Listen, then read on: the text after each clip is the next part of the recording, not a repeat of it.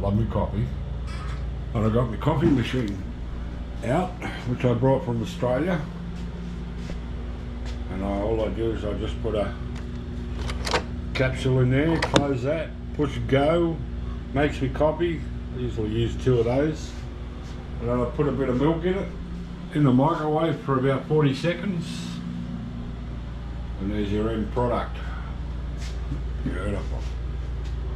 So what I use is a Victoria coffee. Yeah.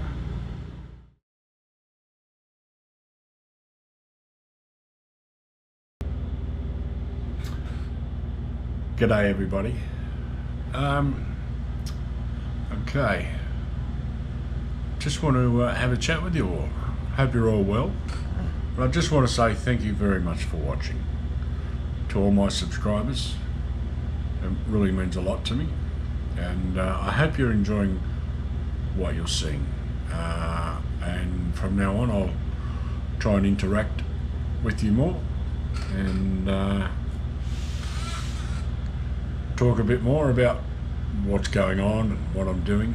As after all, you are watching my vlog and my channel, and I guess you want to know a bit about me, what I'm doing, places I'm going to, places I'm seeing. So let me just tell you about the Philippines in general, or why I started up a vlog. I started up a vlog because I wanted to show you the Philippines. I wanted to show you what it's like here, driving along the road and showing you stuff, showing you the towns that I visited, some of the cities out in the provinces, the mountains, the oceans, the waves. Siargao Island, beautiful place, beautiful. I want to go back there again, I'll tell you. And I really enjoyed General Luna.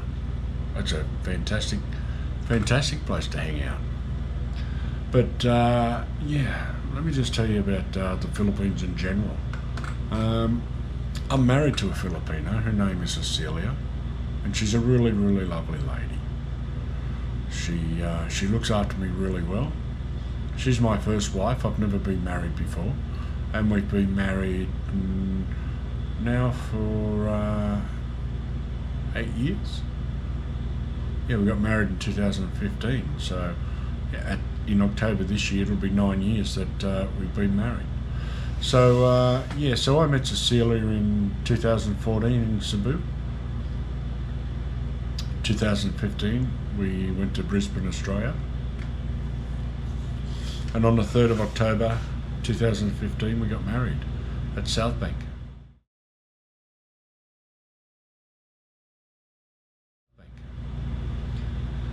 And yeah, we lived in Australia up until August 29, 2023, and we came here to the Philippines to live. So Cecilia's experienced what it was like to live in Australia, and I'm experiencing what it's like to live in the Philippines. And the Philippines in general, it's a very friendly society. I've never come across any danger. I've never come across any safety concerns. I've never had anyone follow me. I've never had anyone chase me. I've just found the Philippines, and you'll see by my previous vlogs, many places I've been to, the many villages I've been to. I've never had any problems at all. You know, it's safe. So I just want to let you know, the Philippines in general is a lovely country. If you're at my age, I'm 62, 63 this year.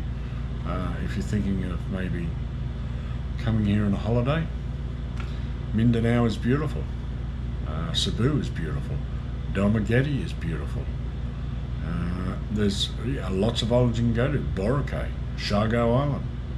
Siargao Island, my God, what a lovely, lovely place.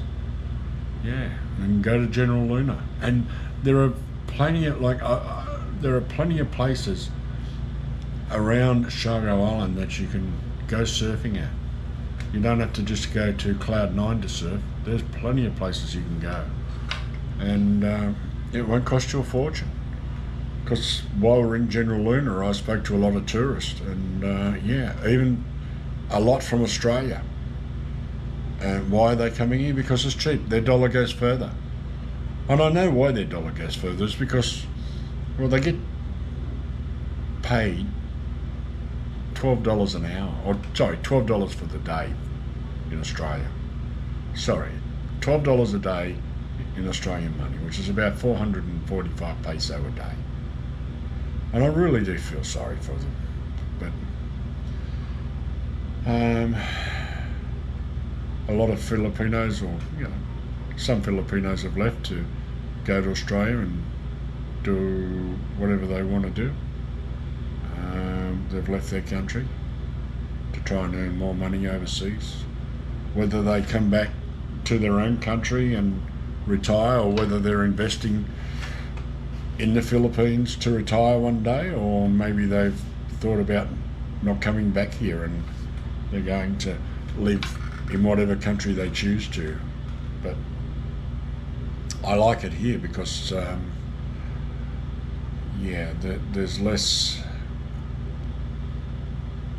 there's less garbage going on here. It's just a peaceful nation, peaceful people, friendly people, and I love the I just love the easygoing, the laid-back lifestyle. It's pretty well relaxed here. Pretty well relaxed. Well, and it's great when you get out of the cities and you go and have a look around different parts of the Philippines. It's beautiful. There's some really, really lovely places. But I've decided to, well, let me just tell you some things that unfortunately happened. We came here in September 23.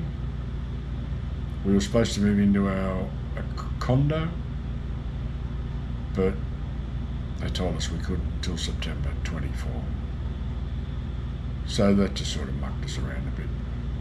Made me spend money that I shouldn't have. So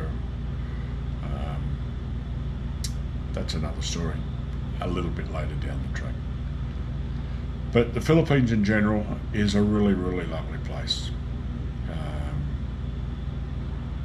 Good people, nice people, helpful people, and yeah, I like it here, and I'll be quite happy to live out my days here with my beautiful wife. Yeah, she's great. She looks after me, and she's the reason why I guess I'm living here, is because she knows how hard it is in Australia to earn a living, and how hard everybody works back there. But they also work hard here too, but she got a pretty good life here. But yeah, she's a good girl. Anyway, on to the next topic.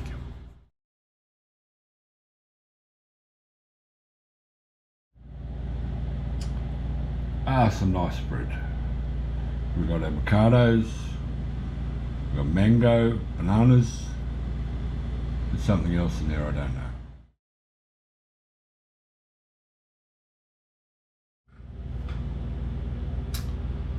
Driving in the Philippines. When I arrived here, it's one of the first things I did. When I arrived in Davaocity in the first week of September, I think it was in the second week of September, I went and got my Philippines driver's license. And all they did was just change things, just transferred it over from my Australian license to the Philippine license. They asked me, had I driven a car in the Philippines or driven a car over here at all? I told them yes, which I had on previous occasions that I've been here. I'd hired a car, and Cecilia and I had gone out exploring different places out in the provinces, etc. So I had driven here before. So anyway, that was a full day, to get your driver's license, and all I got was a piece of paper. Anyway, my goodness.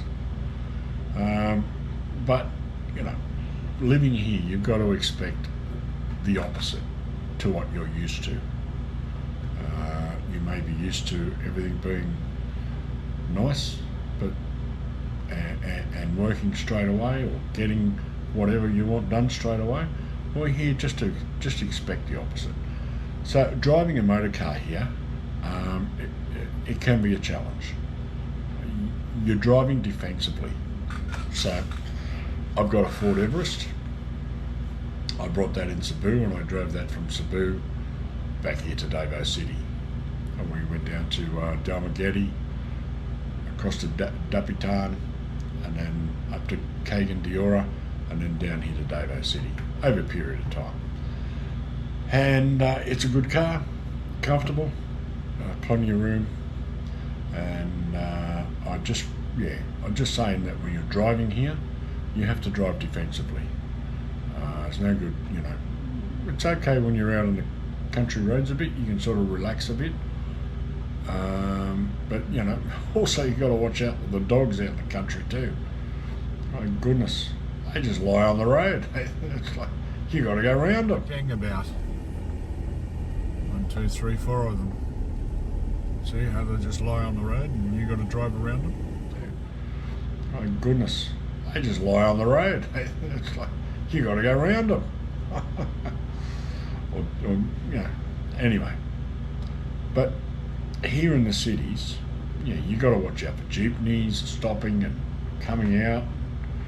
Cars are turning right in front of you or turning left. And, motorbikes, you got to watch out for them. And then in other areas, you got to watch out for tricycles as well. And most of the time, you got to virtually.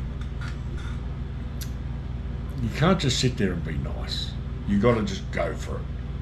Make up your own room, and because they've got roads here that are just 2 lanes, but they turn them into 3 lanes. You know, and yes, sometimes it's just a bit cuckoo, but it is what it is. So, yeah, I don't see many accidents here. I've never seen a tow truck.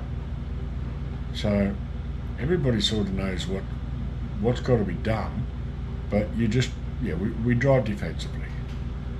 And yeah, I don't think I'd like to drive a motorcycle in the big cities.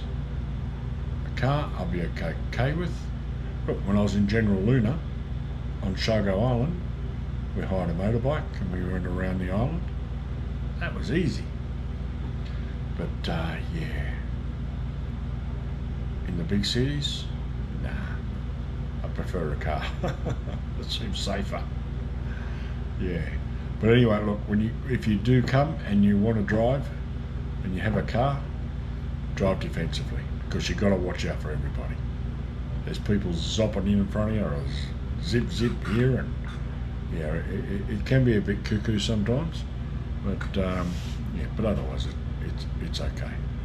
And always remember that if you're on a foreign license, you've got to get that done within 90 days. So you've got to switch it. So if you're planning on staying here for 6 months, 12 months, however long you want to stay, if it's after 90 days, you must be driving on a Philippine license. They're not hard to get, they're pretty easy to get, but just have patience getting it, because you could be sitting there all day waiting for it. All right, on to the next subject. Hey, no blinker.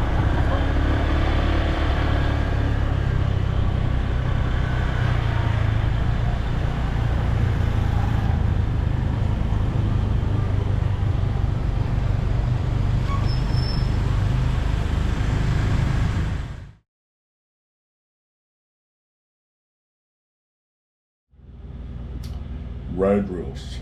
Well, they do have speed limits, but yeah, you're going well if you can see a speed sign.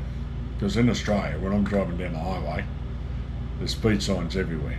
If I'm driving into a suburban area, speed signs everywhere. So you know what speed you got to travel. So when the police pull you over and they go, how come you're doing 70 and a 50? Oh, I didn't see the sign, officer. Yeah, right. So, but here, well, they don't tend to, it's like word of mouth to tell you how fast you can go in Davo. I think the speed limit in Davo City is 40 kilometres an hour. In the whole of Davo City, it's 40 kilometres an hour. And in some parts, it's even 20 kilometres an hour. So, yeah, I've been pulled over twice, but I've been issued with a warning. Now, what I've been told is that if they give you a ticket for whatever, you pay the fine, and then I believe you have to go to what they call traffic school. So not like where I come from. I just pay the fine and move on. And if my points are getting like low, then they send me a letter and tell me, well, you've only got X amount of points left. Behave yourself, otherwise we're going to take your license off you. Here, I don't know if they have a point system at all. I've got no idea. But anyway, so I've been warned twice. So I virtually just take it. Well, I wasn't hooning or speeding, but I was sort of out of the city, on my way into the country area, but it was still in what they class as Davo City limits. Anyway, a man with the yellow shirt come out, pull over. So I pulled over. They got me on the radar gun. This was the second time. And so he gave me a warning. The other time I was up in Agdo, and where the sign said don't turn here, don't turn left, I turned left. Anyway, the bloke called me over. I stopped, had a chat with him. Cecilia had a chat with him, and then he just said, just be careful what you're doing and watch what you're doing and obey the signs. Yes, sir. So they do have road rules here, and they do have people directing traffic, and they do have people that just stand on the side of the road waiting for you to do whatever, and then they'll just call you in and probably issue you a ticket or a warning. So they do have road rules here, and just remember, if you come into Davo City, the speed limit's 40 k's, 40 kilometres an hour, and what it is out in the country, after you leave the city limits, look, I've seen cars go zoom, zoom, zoom. And it's fast as. So I wouldn't imagine that it'd be 100 kilometres an hour. I think maybe the speed limit would probably be 80 kilometres an hour. Because I mean, even though they got 4-lane highways out in the country, they're not like 4-lane highways in a Western country. Where you can do 80 or 100 kilometres an hour, no worries at all, and know that the road's safe. And another thing about the roads here, there are potholes around. Sometimes, like the other day, we had to go to an office to meet somebody, and drove down the street, and I just turned the corner and bang! Like, what was that? And when we parked the car and I looked back, there's a big hole there in the ground. They didn't do anything about it. Nobody's, come to fill it in or put some witches' hats around or anything like that.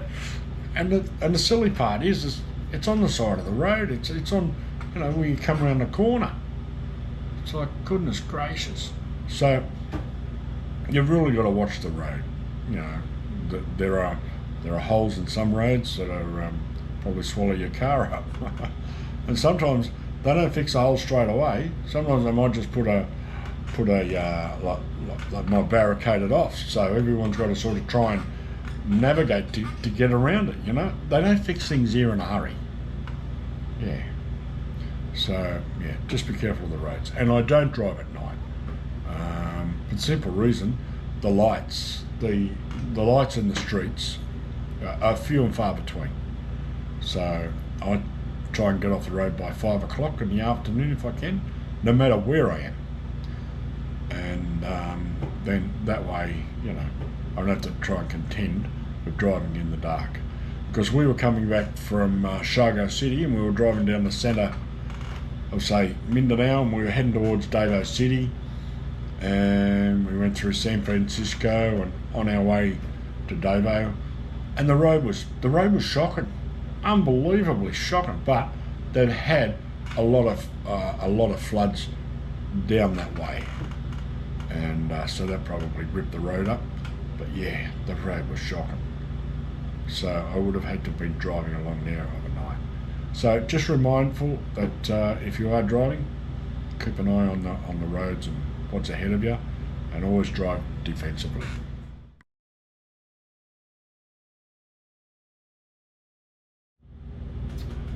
Okay, safety and security. Well, I've been coming to the Philippines since 2014, and my first visit was to Cebu, and then I went to Palawan and El Nido. El Nido back then there was hardly anyone there. It was beautiful. Now you go there, it's a big tourist place. So, but yeah, safety and security here in the Philippines, I've never had any dramas, never had any problems. Always felt safe, no matter where I went, whether I'm in Davao City, Cebu City, Dalmaquete, Dapitan, Iligan City. I've never had a problem, never at all. Nobody's ever approached me or threatened me, or nobody's ever followed me, or none whatsoever. So yeah, people, travel advisors, your country will say don't go here and don't go there. Well, I've never had a problem where I've gone. I've only travelled through so far half of Mindanao Island. I haven't travelled through the other half, but I have no desire to go through the other half, because over the next 2 years I probably won't be travelling, because I'll be building a home. But I'll get to that shortly. But safety and security, well, they have a lot of security here in Davao. If you want to, as you come into the city, they have what they call Checkpoint Charlie. The army's there, and they get you off the bus, and they put your bags through X-ray, and they check who's on the bus, have a look and see who's on the cars. So if you do happen to be driving around the Mindanao and you're coming, they have a lot of checkpoints around the place, and if they're on duty, just wind down your windows. All they want to do is just see who's inside. That's all they want to do. And that are their intelligence on who they're looking for or whatever. But look, I've never had any problems with the Philippines, never at all. I've been to lots of provinces, cities, and I've never had a drama at all. So I can say, hand on heart, security here is as safe as in Brisbane. Probably even safer, because back in Brisbane, I hear of youths breaking into cars and breaking into homes and injuring people or hurting people or killing people. I mean, there's a lady back in Brisbane that was with her grandchild out at Red Bank Plains, and the Sudanese character killed her for a car in front of a grandchild. Now that doesn't happen here. Doesn't happen at all. In fact, the younger generation have got so much respect for you, for the older generation. They have respect. Back in Australia, the younger generation have no respect.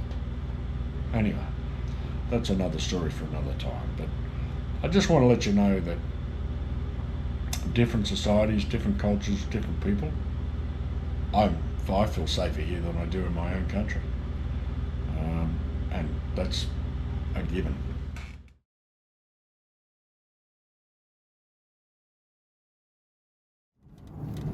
There we go, they're very safety conscious here in the Philippines.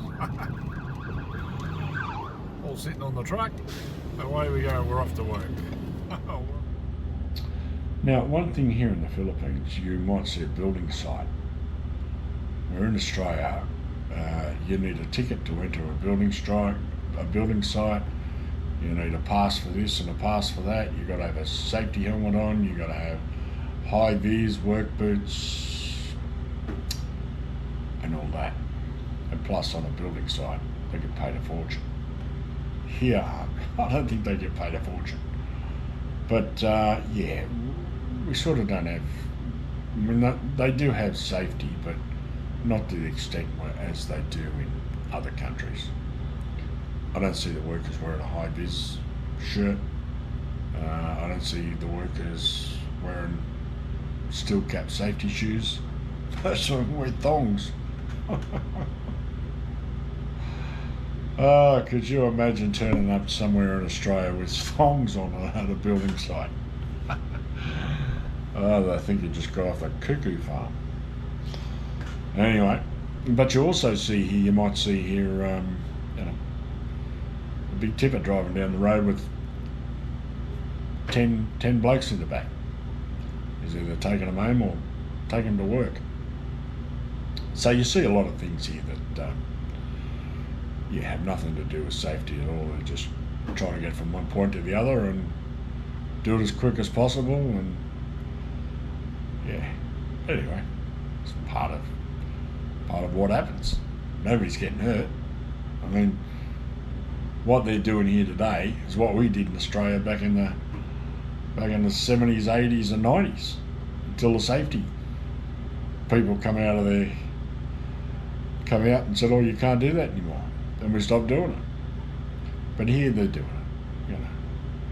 And really, the responsibility should be on yourself, because you know, I've driven forklifts and trucks back in Australia, back in Brisbane, and in Sydney. Like, safety's common sense.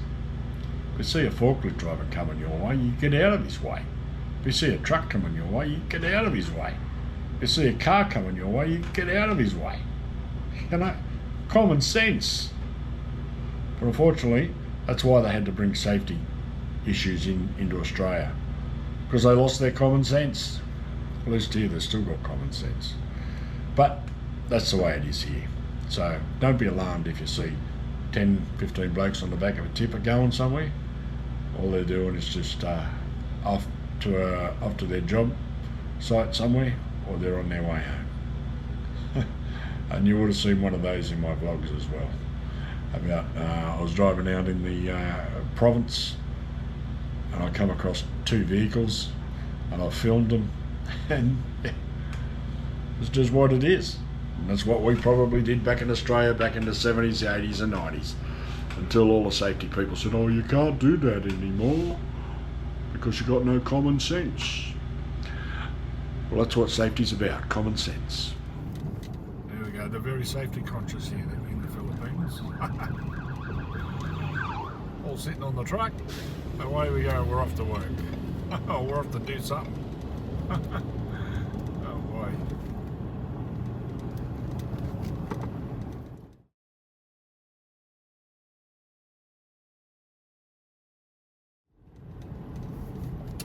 Well, there you go. He's got a truck full of coconuts. That's the way you do it.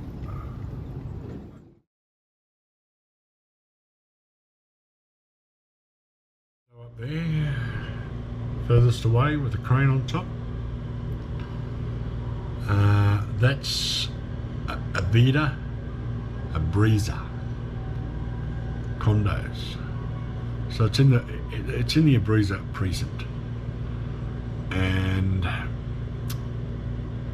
our condo, or our tower 1, will be completed to move into in September 24 this year. So September 2024 this year. So that's where our condo is up there.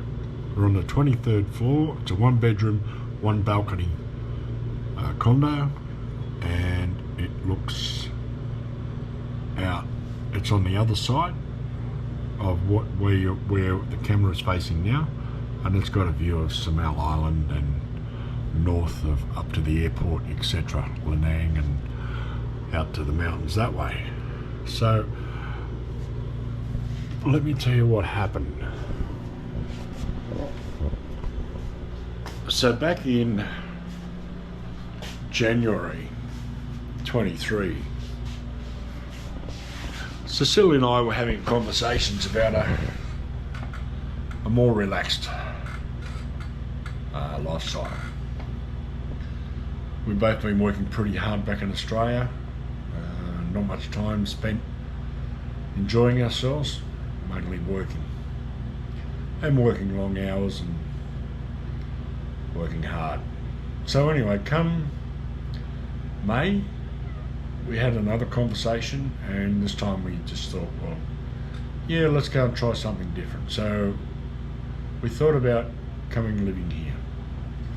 So we made some inquiries about when our condo would be ready to move into, and we made some inquiries in June. Anyway, we were told that everything was on schedule and we could move in December 23.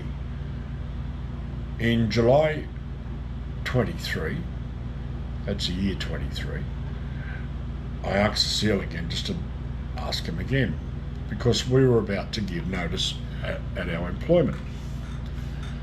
Yes, everything's fine, no worries. You can move in December, all on schedule. Great. So we pack everything up, we ship it all over here, we give notice at our work, and we leave Australia. We arrive over here in August 29, spent a couple of days in Manila, then we came here to Davo. When we got to Davo, first thing we did was went to the office of Avida, and they said, yep, everything was on schedule and you could move in. That's their office here in Abriza. And we went to their office and we asked them, and they said, yep, everything's on schedule, move in December. So Cecile and I thought, well, we'll travel around for 3 months, have a look around different islands, different places, and we'll come back in December, move into our condo. So away we went. We ended up going over to Cebu. We brought a car, we drove from Cebu, ran to Oslo, had a look at the whales, then went to Dalmageddon. I spent, I think it was 3 weeks there, 2 or 3 weeks there. And then we went, got the ferry to Dapitan on Mindanao Island, and drove from there all the way over to Cagayan de Oro. We spent 2 weeks in Cagayan de Oro. We didn't do much. And while we were there in a condo, in one of Avida's condos, Avida, that's A-V-I-D-A, in one of their condos, yeah, it was a bit of an earth tremor, or an earthquake. We were on the 11th floor. And so anyway, I sent an email to Avida here at Abriza, asking them when we could move in. The email came back saying that it wasn't completed and that we couldn't move in until September 2024. I thought, you kidding me, are you? Like June 23, July 23, you're saying we can move in, and now November 23, you're saying we can't move in. And we knocked on your door in September 23, and you said everything's going fine. Now, come November, you said we can't. So we left Cagayan de Oro. We come on down to Avida, requested a meeting. We had a meeting with a lady who was higher up the food chain. She pulled out, and we had our contract with us. And she turned around and she pointed just there, Section B, 23, ABC. It's not ready. We applied to the courts or the Land Environment Court for, an extension. They didn't know that back in June or July. Of course they did. but apparently they can't let anybody know a month before. So anyway, so after me doing a bit of a song and dance, they offered us to store our belongings that we shipped from Australia. They offered us to store our belongings in an apartment here where we're staying, or in a condo here where we're staying. So that saved us 3,000 to 5,000 peso a month. Whoopee. But anyway, it's a saving. But when Cecilia and I arrived here, and when we budgeted before we left Australia, I had money, and I'll be 63 in April. We had money saved to last until I was 67, then I'd get the Australian pension. So all we had to do was move into that condo in December 23, buy our food, pay for our power bill. That's all we had to do. But that just turned everything on our head. So now we had to find accommodation until September 24, when we can move into this condo. So now we've got to look for accommodation. So we've got to pay for accommodation. So we thought, well, instead of living in Davocity for the next 9-10 months, we may as well just travel around. So that's what we did. We went to Samal Island, we went up through Bucanoon, Valencia, Malabay, all the way up to Shargo City, and then over to Shargo Island and back down to Davocity. So as the previous vlogs will tell you where we've been, or show you where we've been. So that was very unfortunate, and it really annoyed me and annoyed Cecilia. So we've got land on Samal Island. So we contacted a builder,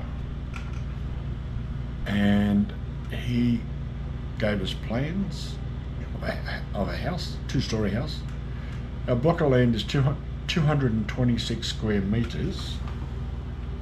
One sec. Hang on. Phones, they never work when you want them to work, do they?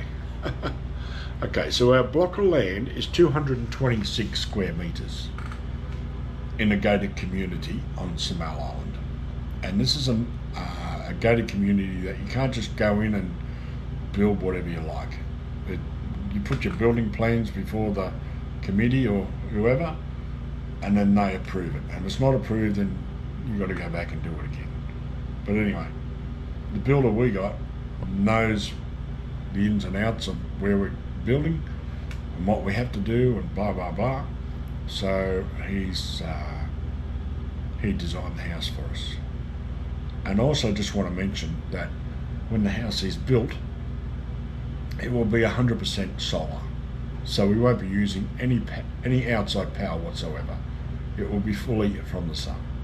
Because I don't want to be spending 4,000, 5,000 peso a month for electricity. I want it free for change. Because power prices are expensive enough in the world at the moment. So let me just tell you that, yeah, I told you that the land was 226 square metres. Our living area is going to be 210 square metres. So it'll be a 2-story house with 210 square metres of living area. And yeah, it's going to be a really, really lovely home with plenty of room. And so what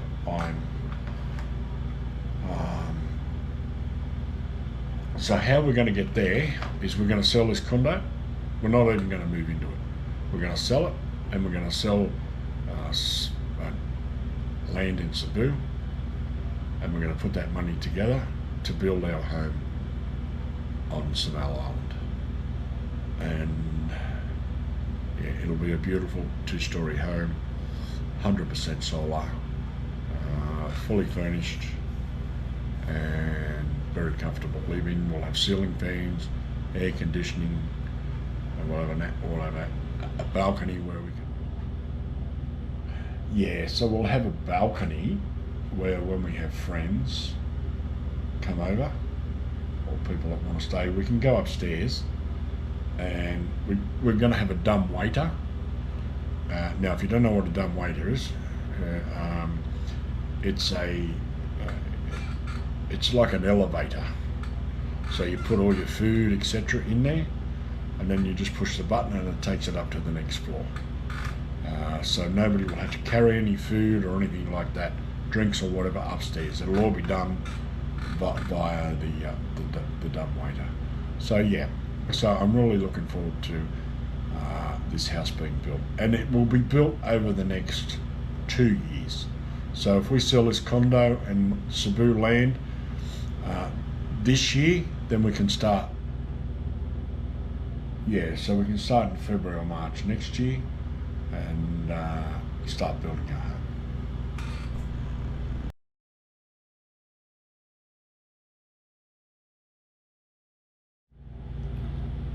Okay, next subject. Why am I returning to Brisbane, Australia?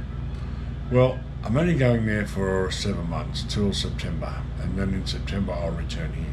Now, the reason why I'm going back, and I'll be doing this over the next 3 to 4 years, I'll spend time here and I'll spend time in Australia. The reason why is I want to build our reserves back up. When now Cecilia may stay here while I'm away, or she may join me. But you know, that's up to Cecilia. And I've never ever been one to push my wife. I allow my wife to do what she thinks is best for her and what she thinks is best for us. I'm not one of those men who goes, you must and you will, and no.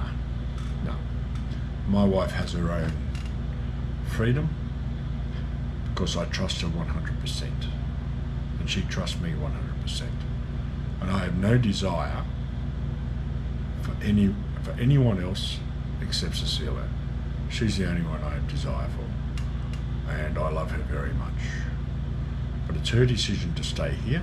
She wants to stay here for a while and try and establish herself if she wants to.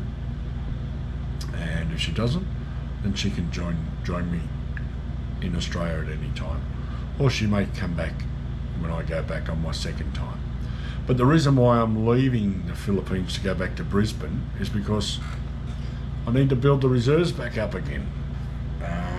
Travelling around the Philippines when we're not supposed to be, when we weren't supposed to be,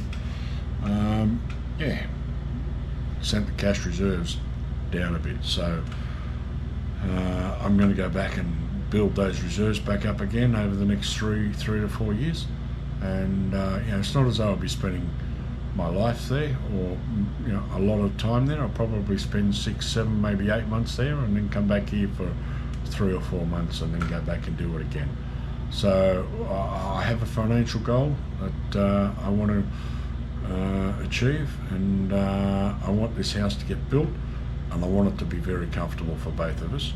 I also want a little bit of cash behind us, so that if we want to go and do something, or we want to go somewhere, or we want to add something, whatever, we can. So that's my reason why I'm going back to Australia. It's just to build the reserves back up again. I wasn't supposed to be going back, but because of what happened, and what can you do? So our cash reserves has gone down, and we're going back.